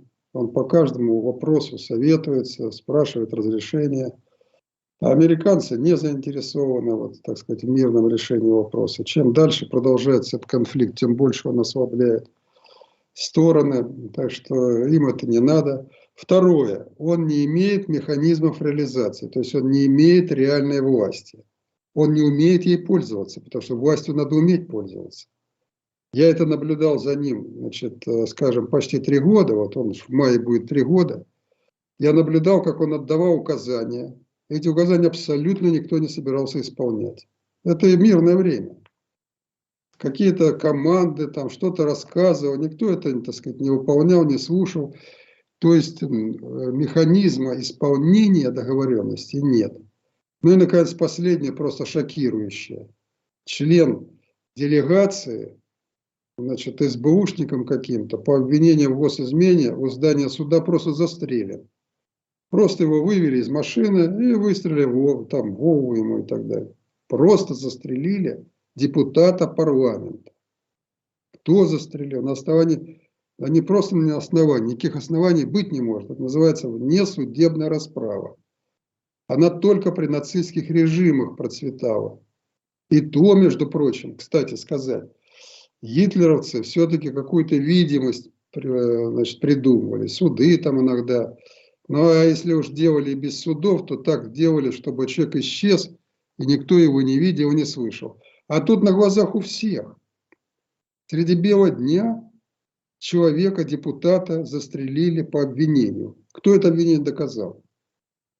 Какой орган, так сказать, правомочный, рассмотрел?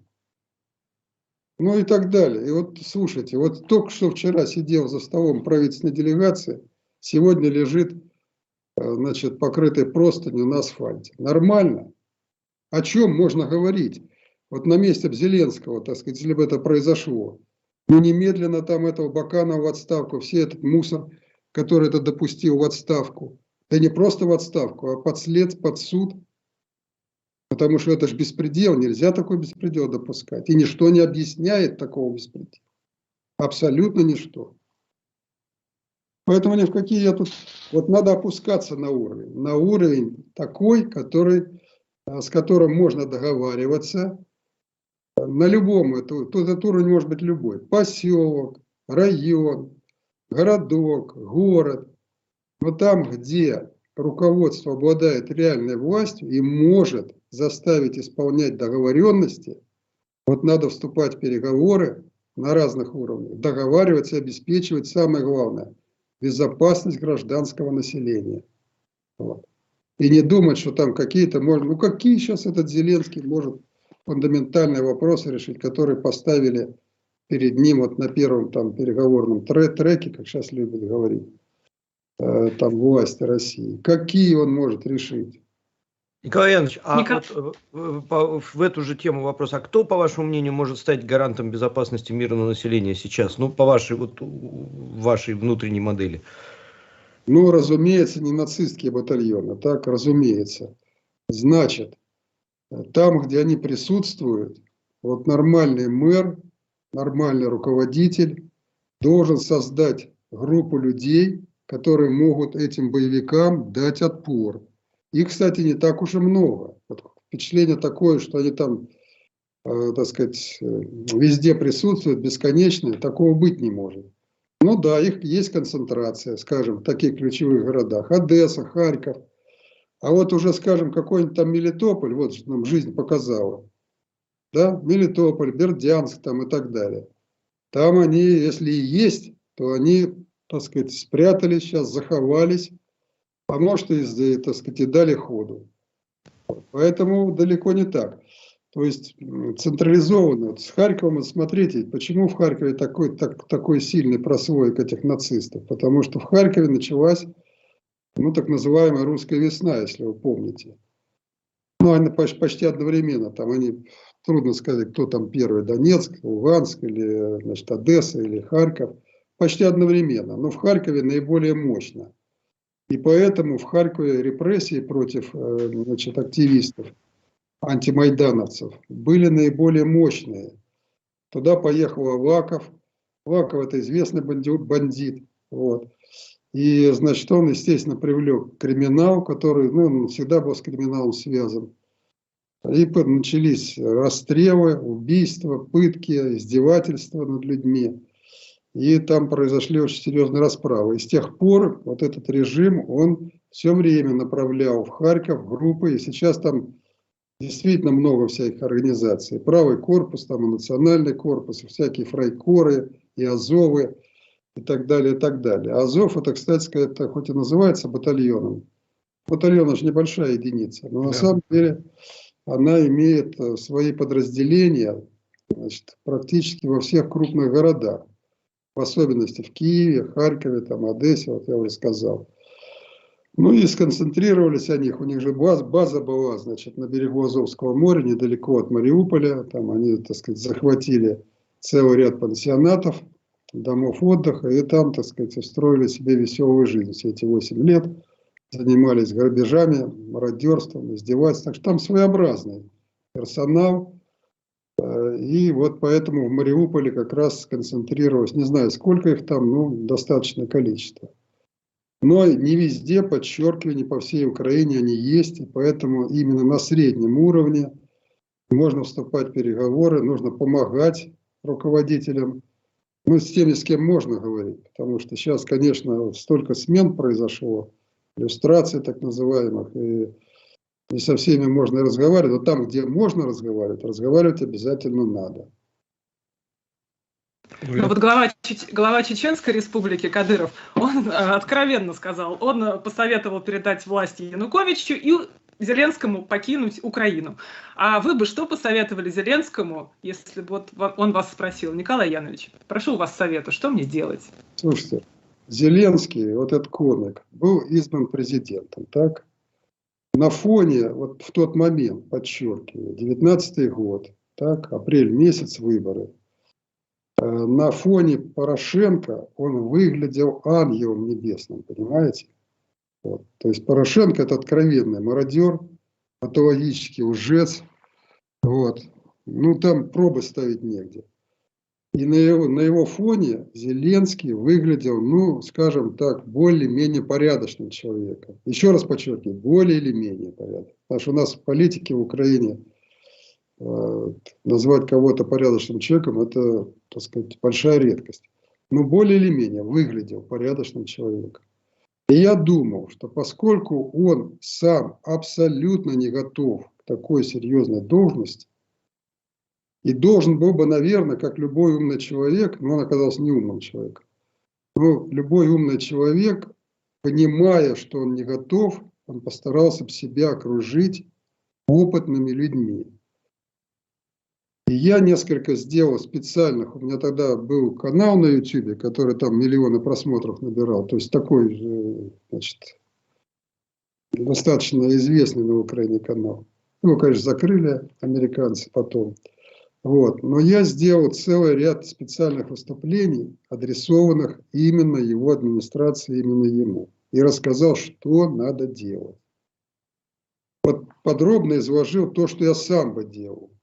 И надеялся, что он так и будет делать, подобрав, естественно, исполнителей, поскольку вокруг него образовались чефиры, кефиры, там все те это собутыльники его, значит, по 95-му кварталу, им говори, не говори, делать они ничего не будут. Они просто не умеют, не знают, не понимают, как делать. И вот в результате я стал наблюдать, что он стал играть в президента.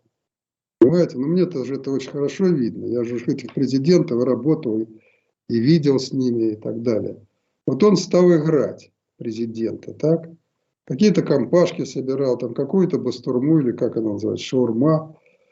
Значит, ел, так сказать, снимали, пиво пил, так сказать. Ну, в общем, свой в доску.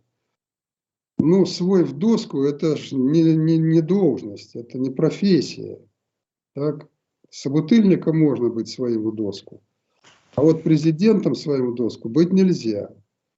И вот я видел, как стала разрушена, ну, она и была, Порошенко, доведена до ручки. Но стала еще больше разрушаться система управления. И вот теперь вы меня спрашиваете, что бы я этому Зеленскому посоветовал? Да ничего ему советовать я не могу, поскольку это абсолютно бесполезно. Вокруг него нет ни единого человека, абсолютно ни единого, который из того, чтобы я мог посоветовать, во-первых, понял, а во-вторых, бы начал делать это. Поэтому надежда на Господа Бога, что Он, как говорится, подведет к какому-то определенному результату, а уж потом будем думать, вот как вы задавали там вопрос. Там. А пока, к сожалению, попала страна без руля, без ветрил. Вот. И все предыдущие президенты, за исключением, конечно, этого Порошенко, они разные были, но у них хоть как что-то было за душой. Хоть что-то за душой. А ведь у этого же ничего за душой не было. Я его помню, как вот пацана, который бегал между столами и собирал чаевые. Вот в моем впечатлении вот сохранился. И он бы мог бы, может быть, подняться на какую-то высоту, но он не поднялся, а наоборот опустился. Самомнение там, и так далее, и так далее. Ладно, не хочу о нем говорить. Сейчас такая ситуация в стране, что не... Ну да, тяжелая. Николай Иванович, на самом деле огромное количество благодарностей и пожеланий у нас в чате. Сейчас сотни валятся сообщений. Специально для вас люди пишут, что лучший премьер в истории, ну много чего, много хорошего. Вот, и благодарят вас за то, что пришли к нам и за то, что говорите такие умные, интересные слова.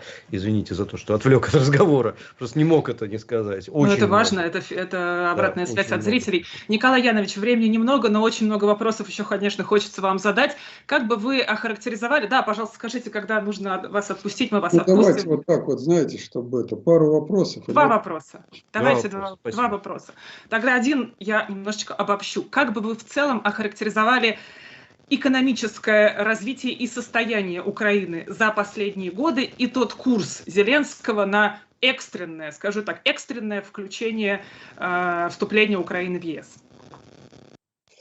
Вот давайте вдумаемся в смысл русских слов. Да, развитие. Ну что такое развитие? Это улучшение, расширение, увеличение, да, качественные изменения. Ну о каком? Вот когда-то в советское время был такой план социально-экономического развития страны. Да? Мы его делали, и каждый год характеризовался ухудшением всех абсолютно характеристик. И вот я по закону должен был составлять, когда работал в правительстве, план социально-экономического развития. А мне его хотелось назвать план социально-экономической деградации. Поэтому о каком развитии говорить? Можно говорить только о стабильной деградации. И это даже не мои слова. Даже человек, которого я абсолютно не уважаю и не считаю специалистом, Саакашвили некий. Знаете ж такого, да? Да. Было дело. Да, вот он когда-то там работал каким-то губернатором в Одессе. Ну, какой из него губернатор, это особый разговор. Такое же пустое место, как и президент Грузии. Ну, работал он губернатором. Вот он, значит, выступал где-то публично и заявил, что к 2013 году, чтобы возвратиться на уровень 2013 года, да, нужно Украине идти 20 лет. Это не я сказал. Но если объективно смотреть по показателям, да, то экономика Украины деградировала по многим причинам.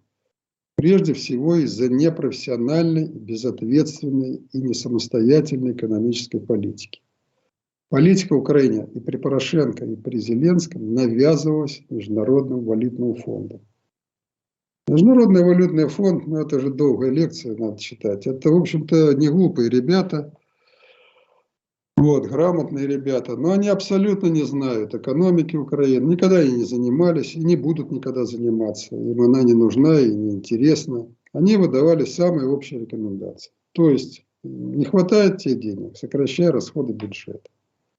Вот и все, самый простой подход. Не хочешь сокращать расходы бюджета, занимай деньги. Вот. Мы тебе подскажем, как занимать. И вот такой вот, значит, с позволения сказать, абсолютно безумной политикой, они подвели Украину к тому, что долги страны стали абсолютно неподъемными. Ведь деньги можно занимать тогда, когда страна реально развивается и каждый год получает дополнительные доходы. Тогда эти дополнительные доходы можно часть тратить на новое развитие, а часть на то, чтобы отдавать кредиты. Таким образом, кредиты работают, деньги приходят в страну, работают на увеличение или на развитие. Кстати, рост и развитие – это немножко разные понятия. Рост – это количественное увеличение, а развитие – это все-таки еще и качественное изменение в лучшую сторону. Так вот, навязали такую модель развития, при которой Украина стала абсолютно зависимой от внешних заимствований, ну точнее от Международного валютного фонда. В связи с деградацией экономики, разрушением целых самых высокотехнологических отраслей, а это тоже целенаправленно произошло. Почему целенаправленно? Да потому что высокотехнологические отрасли были лишены рынка сбыта. Рынка сбыта. То есть, ну вот, зачем я буду производить авиационные двигатели, например, так, завод Моторсич, если мне запрещено их поставлять в Россию? А кроме России, мои двигатели никому абсолютно не нужны. Ну вот что мне делать в этой ситуации? Зачем я буду там Заря-Машпроект делать вот, самые мощные в мире двигатели для ледоков, там, для военных кораблей там, и так далее? Зачем я их буду делать, эти двигатели, если мне запрещено их поставлять в Россию? И так далее, и так далее, и так далее. То есть, в связи с тем, что целенаправленно разрушались рынки сбыта, деградировала и, так сказать, высокотехнологичная промышленность. И мы постепенно опускались до производства слябов, так, ну то есть чушек, полуфабрикатов, рапса, кукурузы, зерна, ну и химудобрения, пока газ был дешевый, потом это. То есть мы примитивизировали свою промышленность. А раз промышленность примитизировалась, да, деградировала, то, соответственно, не нужна была никакая наука. Так, зачем? Кому нужны там, значит, доктора наук, кандидаты наук, которые проектировали, разрабатывали что-то, если мы закрываем эти производства? А раз не нужны ученые, профессора и конструктора, не нужны и образованные люди. И таким образом происходила деградация по всей цепочке. Значит, не нужны в школе над дебилов готовить, которые 2 + 2 скажут 5. Потому что можно на компьютере посчитать, сколько будет дважды два. Зачем, так сказать, запоминать? То есть произошла дебилизация образования. Вот в этом-то вся и сложность восстановления нашей экономики. Что деградация произошла по многим направлениям. И делалась она сознательно абсолютно. Потому что Порошенко, например, зарабатывал неправильное название, воровал. Он придумал схему Роттердам плюс. То есть покупал уголь на своих шахтах, но оформлял их, как будто этот уголь добыт был где-то в Австралии, пароходом топовый ехал, значит, шел до Амстердама. В Амстердаме продавался на амстердамской бирже. И получался тот уголь, который на $150, стоил 350. 300 положили в карман, поделились друг с другом. То есть его это не интересовало. Зеленский, он сначала не понимал, но там вокруг него кефиры научили, и пошла там большая стройка, откаты, отмывы. Таким образом, это, значит, грустно говорить, произошла вот такая вот серьезная деградация. С деградацией экономики завязана деградация социальной сферы. То есть реальные доходы населения стали падать, произошла деградация внутреннего рынка. Вот такие вот невеселые дела. Так, второй вопрос и последний. Да, последний вопрос, он последний по очередности, но на самом деле, наверное, самый важный. Трудно представить два, не то что более близких, а родных народа, чем русские и украинцы. И так получилось, что сейчас украинцы ненавидят Россию, ненавидят русских. Как так произошло, как мы к этому пришли, и можно это исправить? Если многие годы, долгие годы вдалбливать населению Украины, что Россия враг, что москали это враги, что из-за москалей мы живем вот так, а могли бы жить гораздо лучше, что мы могли бы куда-то там вступить, а если бы вступили, то мы жили бы как в Швейцарии, как во Франции, а вот москали нам мешают вступать. И, наконец, им удалось зазомбировать достаточное количество людей. Но потом же Крым произошел, потом произошел Донбасс. У нас отняли, у нас забрали. Поэтому вся вот эта пропаганда развивалась и ложилась на благодатную почву. А сейчас тем более она усилилась. Это надо признать, потому что когда на город там падает бомба, откуда она там упала, то ли свои саданули, то ли, так сказать, чужие, или артиллерийский снаряд. А вот надо помнить, что власть-то подлая. Власть пришла на крови. То есть она организовала расстрел на Майдане. То есть уже понятно такой моральный уровень этой власти. Да? Она, так сказать, организовала сожжение людей живьем в Одессе и много чего другое. То есть от власти можно ожидать что угодно. Поэтому сейчас, конечно, трудный период. Но я считаю, что все это поправимо.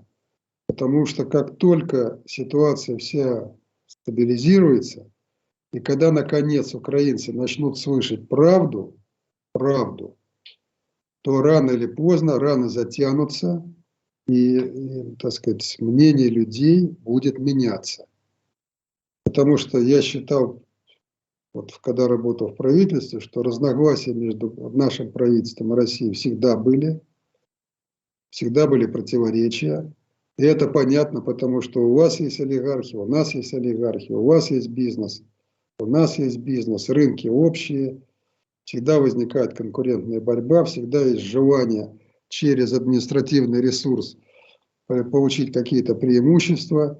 Поэтому, естественно, несмотря на то, что мы пытались отрегулировать это, так сказать, всякими соглашениями, всегда возникали вопросы. Но они никогда не были антагонистическими. Никогда такого не было, чтобы российское руководство рассматривало Украину как врага и проводило против Украины, например, какие-то, разведывательные работы и так далее, да? Шпионскую какую-то деятельность вели. Мы тоже никогда Россию не рассматривали как врага, никогда. И никаких действий нашей СБУ или наших, так сказать, органов внешней разведки никогда никакой деятельности не проводили такого плана. Ситуация поменялась после 2014 года. Поменялась во многом. И поменялся к сожалению, поменялось мировоззрение. Но, во-первых, далеко не у всех, это надо помнить. И поэтому я оптимист. Да, это произойдет не сразу.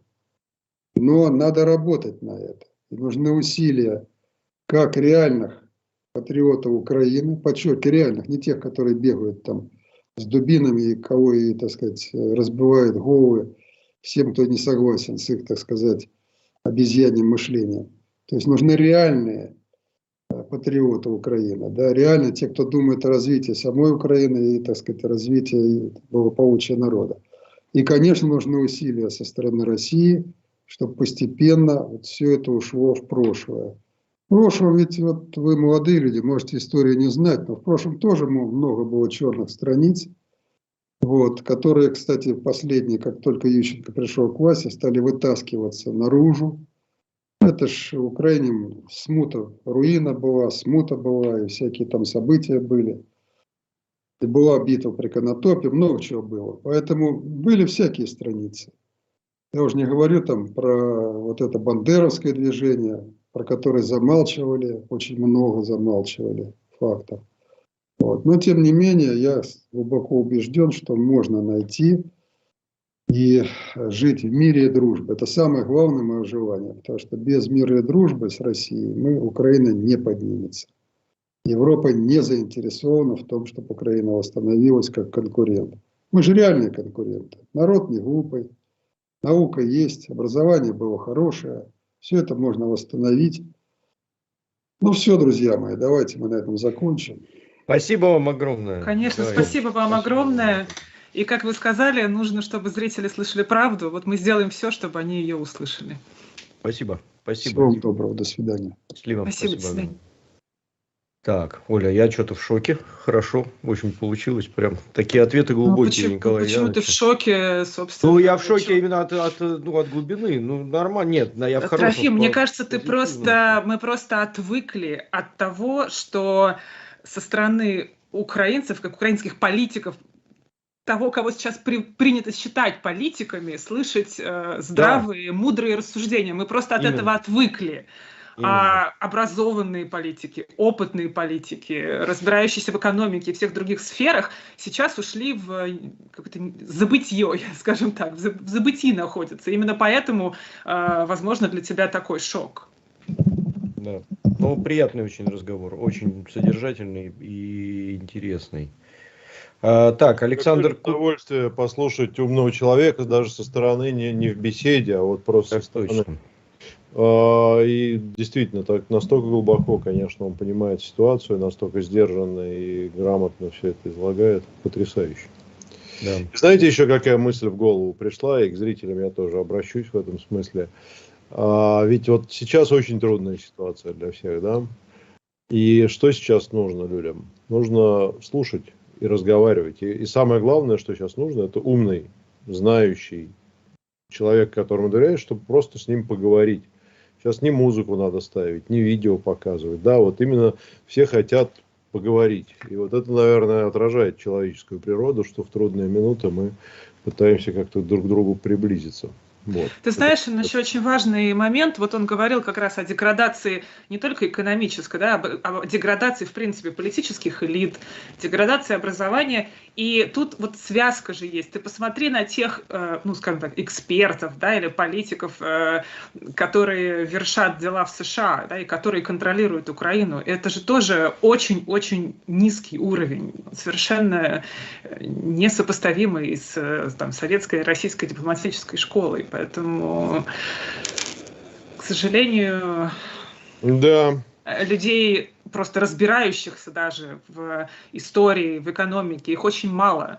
Поэтому трое в шоке. А ты знаешь, из глубоких-то вот так задуматься, только наши и остались. Я про что и говорю. Лавров, Путин, у нас Захарова, потрясающая там прочие, школа всякие разные наши потрясающая. люди, да, которые выходят, дипломаты наши. А потом ты смотришь Элизабет Трасс какую-нибудь, и просто вот рука-лицо, и думаешь, куда я попал вообще, что это такое? Потому Или что у нас кадровые дипломаты. Ты посмотри, все эти люди, это кадровые дипломаты. Они росли с юности в этой дипломатической сфере, они заканчивали образование профильное и так далее. Да, а когда приходит кто-то и берется руководить, или тем более вершить международные дела на том уровне подготовки, информированности и общей эрудиции, простите, я даже так скажу, вот это становится очень печально. Да, контраст налицо. Ты права. Да. Ну чего, едем дальше. У меня наболевшее высказала, я Да, у нас оторвалась. должен Ну правда, я в шоке. доктор я в шоке Бадмак от нам того. присоединиться. А он на связи? Вообще. Можно я пока сообщение почитаю? Да, пока... Да, пожалуйста, Да. должно быть очень много... Значит, смотрите, Александр Кудак. Ну, вопросов не было, но я и не стал, потому что такой разговор был интересный, я не стал прерывать. Потому что Нет, там хороший вопрос за 4000 вот этот был, он правильный вопрос про федерацию, конфедерацию, но я уже отключился, я мысленно говорю, да не надо, потому что ему РИА тот же вопрос задали. И он сказал, слушайте, рано обсуждать сейчас. Ну, что вы, это правда рано. Но, это правда но при этом Извините, он, как человек грамотный, он в ответе на этот вопрос, он сразу перешел к своей теме. То есть он не то, что рано обсуждать, давайте следующий, а он все-таки рассказал о том, что у вас сейчас, поэтому проблемы тоже с этим не было. Но спасибо большое за вопросы, друзья, и за то, что смотрите, и за донаты, конечно, тоже спасибо. За это надо всегда благодарить. Вот. Ну и подписывайтесь на изоленту обязательно, ставьте лайки видео. Хотя мы, конечно, не ради этого. Поднимайте, да, и подписывайтесь на изоленту.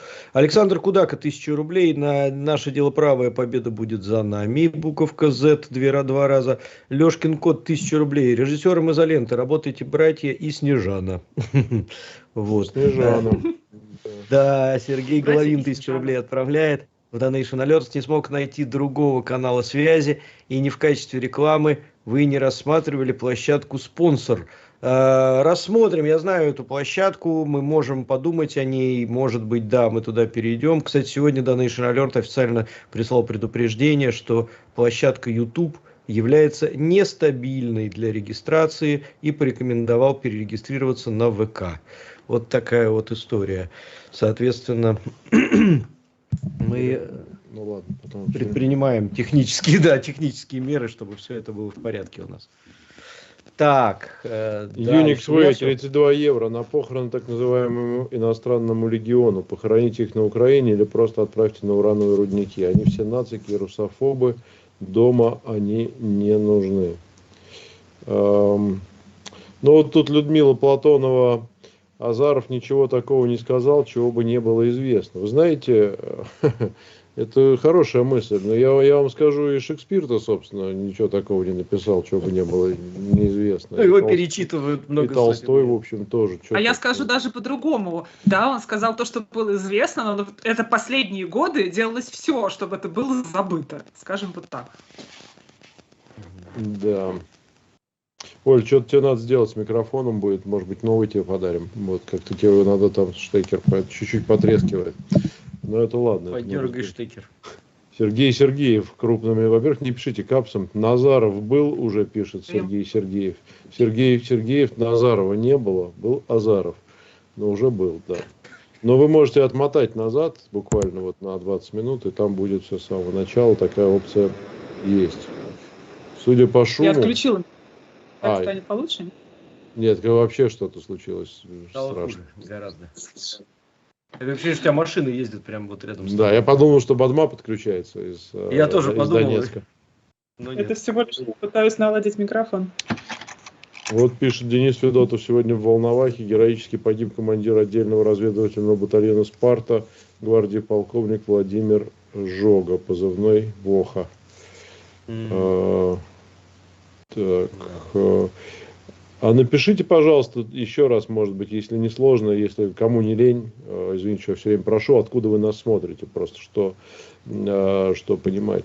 Да, вот очень правильный комментарий Меткий Дик пишет, важно, что это сказал именно Азаров, понимаете, одно дело, вот я могу глубокомысленно промолчать в какой-то ситуации, а в другой глубокомысленно может промолчать человек с колоссальным опытом, знанием предмета и так далее. Это будут две разных тишины, скажем так.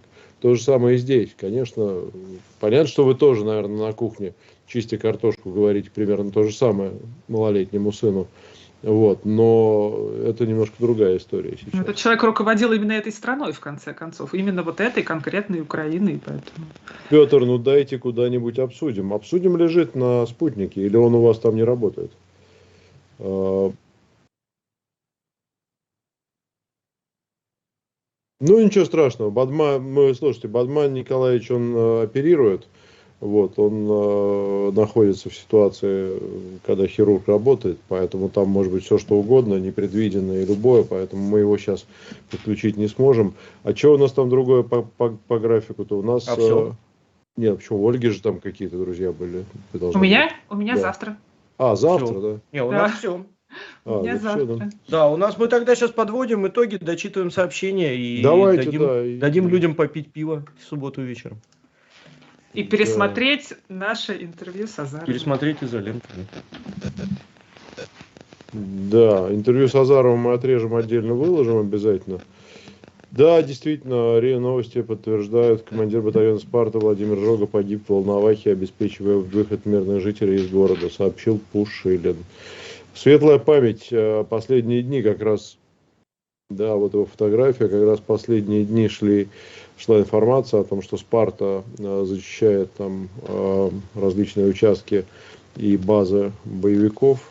Вот. Ну, светлая память нашим героям, это, конечно, тяжелая история. Мы каждый день видим таких великолепных людей, они уходят, гибнут, поэтому будем рассчитывать, что все это закончится побыстрее. Вот. Но тем не менее, как сказал президент, мне кажется, очень важно сегодня Путин сказал, что гибнут они за будущее наших детей. И в этом очень глубокий смысл есть, потому что действительно то, что начато, должно быть доведено до конца. И возможно, вернее, скорее всего, да даже нет никаких сомнений, что вот эта вот очистка, очищение нашей страны, а я считаю, что у нас общая страна, у меня, извините, страна общая со всеми, Советский Союз, я там родился, там вырос, и более того, даже воинскую присягу там приносил. Вот, поэтому я все-таки считаю, что это будет возрождение нашей страны, нашей культуры. Вот, но это, видите, тяжело, и на это уйдет время. Если, ну и, собственно, Азаров тоже. Не всем об этом удобно говорит. это, конечно, да. Ладно. Почему-то. Да можно два сообщения еще я прочитаю. Сейчас пришли буквально вот сразу. Алла Горшкова, 100 рублей. Хотелось бы услышать Максима Буякевича, давно его не приглашали. У Макса, я думаю, сейчас напряженно очень все, поэтому... Макс в Вене, да, мы с ним вчера переписывались, он Да. работает в ОБСЕ. Вот, у них там напряженно, постоянные там эти совещания, бойкоты, выходы там и прочее в отношении наших дипломатов, но там ребята крепкие и словом, и делом, и физически, и духом главное. Вот, так что они там работают, все у Макса хорошо. Вот, единственное, Да. что он должен был вот приехать, но сейчас по понятным причинам планы на поездку в Москву отложились немного, но Макс на связи, они завели англоязычный канал российской миссии ОБСЕ, там сообщают в телеге тоже. Вот, так что Максиму передадим обязательно. Хорошая фотография с торгового центра. Сейчас я ее скину. Можно показать в Москве. Это торговый центр европейский, что ли? Нет, стоп, это какая-то Принц Плаза. Что за Принц Плаза? Не знаю. Где у нас Принц Плаза? Ольга должна знать. На шопинг. Когда теперь на шопинг ты пойдешь? Не скоро? Вот, отлично, у Ольги вообще звук отключился. Ну, и, Да, теперь вообще Нет, ничего не нет, слышно. все, я включилась. Я- Фотографию, если можно, вот это вот снимают бренды, и стены торгового центра сильно опустели. Раньше там было много брендов. знаешь, всяких. вот хочешь, Сейчас я остался щас- только один. Вот ты меня спросил про бренды, а я могу тебе правду сказать. Вот с начала всего этого, как только пошли там санкции, когда, в принципе, даже стало понятно, да, что вся эта война бойкота будет, вот ни малейшей секунды, ни одной секунды не было, когда я там подумала что-то о брендах или о чем-то наоборот. Понимаешь, мы пережили 91 год, мы пережили 98 год. Нам это вообще не страшно. Мы знаем, что такое швейная машинка и архивные журналы Бурда Моден. Вот правда, у меня не было ни малейшего даже сожаления о том, что какие-то бренды уходят из России. И нет их до сих пор. Поэтому я немножко не тот давайте человек, которому Делаем можно... наш Луи Виттон. Вот давайте свой собственный Луи Виттон. Хоп, сейчас зафигачим и будет у нас. Кстати, они вышли из российского бизнеса, все перекрестились, мужики слава локтем и богу, сказали, да, 8 да, ради бога, на да. носу, переживем без Луи С Виттона. катертью дорога. Так. Вот я не мужчина, а мне тоже не жалко вообще ни разу. Ну и прекрасно. Ну что, давайте тогда пожелаем всем хорошего субботнего вечера. И, ну, насколько это возможно в данных условиях, обстоятельствах. Я бы, знаете, что хотел сказать? То, что я сегодня уже в Инстаграме сказал своим... Несколько платных там, ага. Ну сейчас ты зачитаешь, я просто договорю быстро тогда, что постарайтесь хотя бы вот на выходные, нас впереди ждут 3 выходных, хотя бы там, не знаю, на полдня какой-нибудь электродетокс себе устраивать.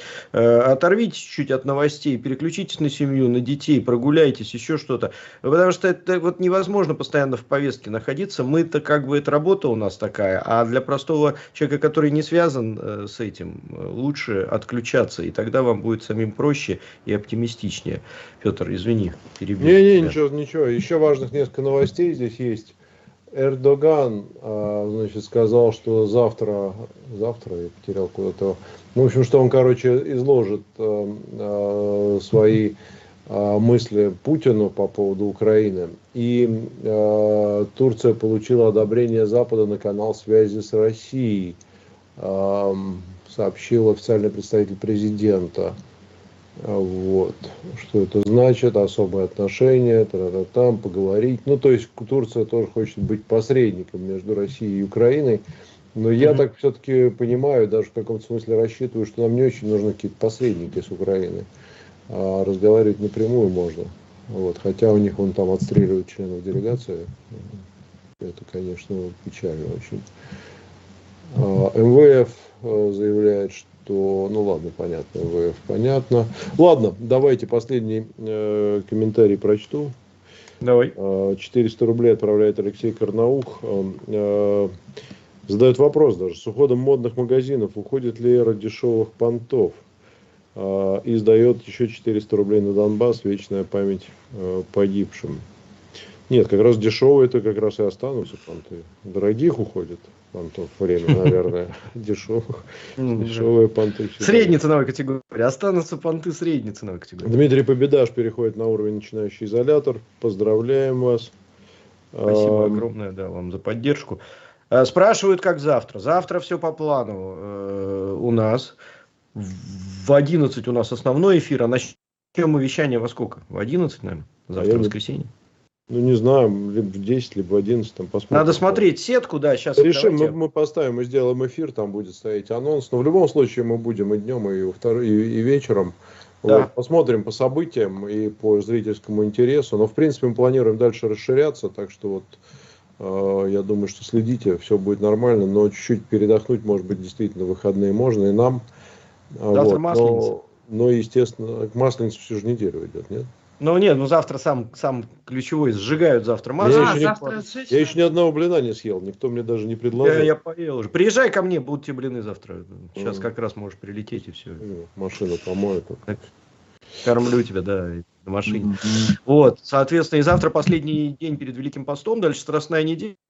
Кто в теме, тот поймет всю ответственность завтрашнего дня. Последний день, когда можно что-то поесть нормально, а дальше все. Ну да, вот Песков подтверждает, что Путин планирует телефонный разговор с Эрдоганом. Ну и хорошо, отлично. Будем ждать новостей. Переговоры в понедельник, будем следить. Завтра опять всех подключаем. Спасибо всем большое. Вот. Спасибо. Оль, спасибо тебе большое за то, что подключилась. Блестяще, мне кажется, ты поговорила. Слушай, ну это очень-очень интересно поговорить с умным человеком, правда. Мне кажется, в нынешние времена это...